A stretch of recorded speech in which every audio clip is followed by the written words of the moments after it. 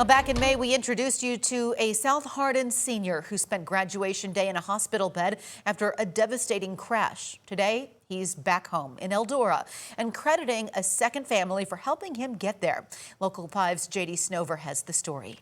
On a quiet street in Eldora, he's settling into a new room, one filled with familiar sounds and familiar faces. Bro, that's not nice. What is family? My mom, my dad, my other mom, my stepmom, and my stepdad. For Brandon Harless, it's a long list.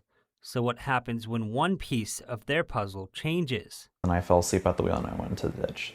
That crash left him paralyzed. I couldn't go against gravity very well. Like, I couldn't lift my leg up at all. Weeks later, he graduated high school from a hospital room, surrounded by family, but inpatient recovery would take him hundreds of miles from home. Yeah, up in Lincoln, Nebraska. His family did what they could.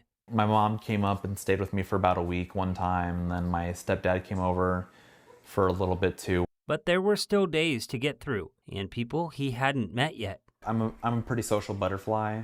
I like meeting new people. I like meeting new people. He built his own temporary family.